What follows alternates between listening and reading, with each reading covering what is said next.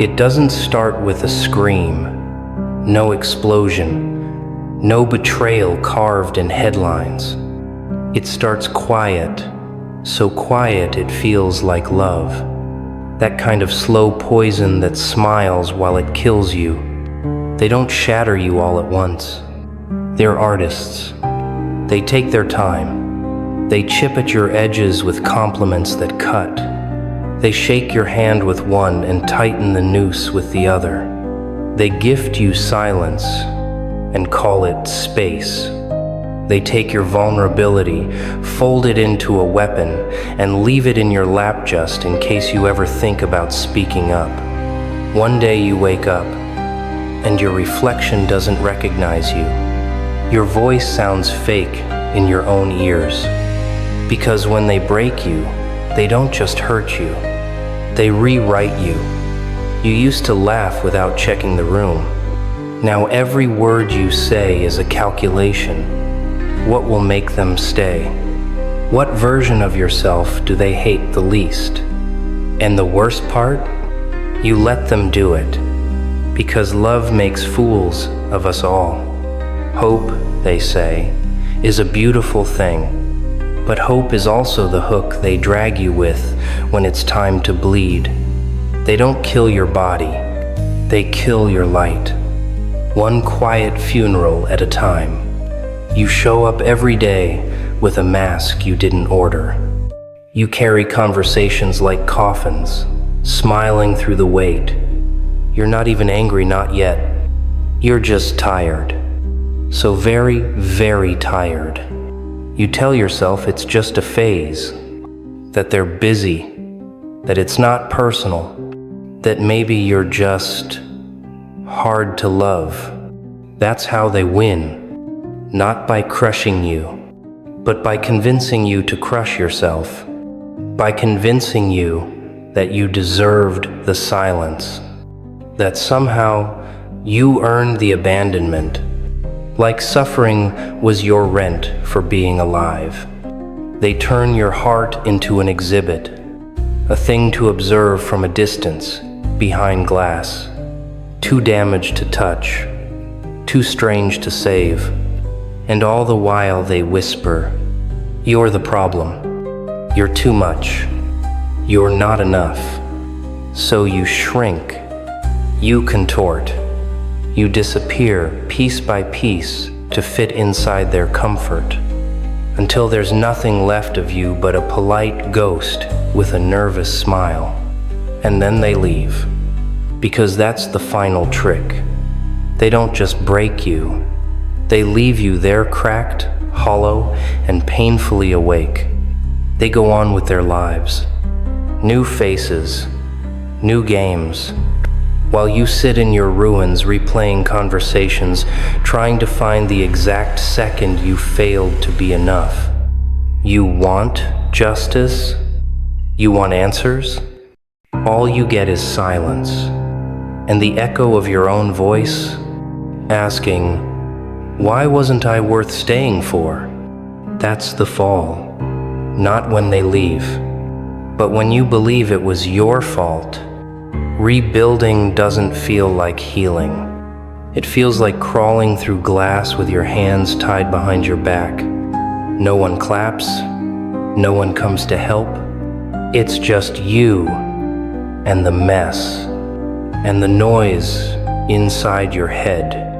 See, people think rebirth is poetic, like the phoenix flames, feathers, flight, but that's a bedtime story. The real thing? It's ugly, it's violent, it's slow. You don't rise, you drag yourself. You rebuild using scraps. Shards of your former self that still twitch when you touch them. You stitch wounds without anesthesia. You look in the mirror and see someone unfamiliar, someone colder, and the anger starts to rise. Not rage. Rage is noisy, dramatic. What you get is worse. A quiet burn. A low hum in your bones that says, "Never again." You don't tell anyone what you're doing. because no one asks. They're all too busy pretending they didn't watch you fall. Or worse, they enjoyed the sound of your collapse. So you keep to yourself. You speak less. You observe more. You start noticing the lies people live inside. The way they decorate their masks like it makes them honest. The way they smile while waiting to betray someone softer than them. And somewhere in that silence, you change. You stop craving love. You stop chasing closure. You stop asking why they hurt you. Because the truth is, it never mattered. Pain doesn't need permission. It only needs access. And now, you have locks. You have walls thicker than memory. You have a spine built from the parts they left behind. You become someone they wouldn't recognize. Not because you're unkind, but because you're unbreakable. You no longer walk around hoping to be chosen. You walk like you own the silence. Like every scar is a badge. Like the very act of surviving is an act of defiance. And that's when they notice. That's when the ones who laughed start watching. They see you at the edge of the room, collected, colder, untouchable, and something about that terrifies them, because they remember how they left you, and now you're here, not the same, not forgiven, just unshakable. God didn't give you a second chance.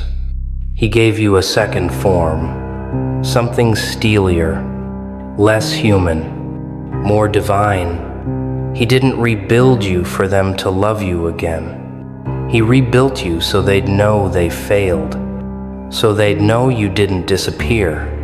You just became something they could never reach again. There's no announcement, no parade, no triumphant music as you walk back in. Just silence. A different kind of silence this time. Not the kind they left you in, but the kind that follows you now. You enter the same rooms that once swallowed you whole. Same faces, same liars in better suits. But they don't laugh now. They shift in their chairs. They glance, then glance away, like something radioactive just walked through the door. You don't say a word.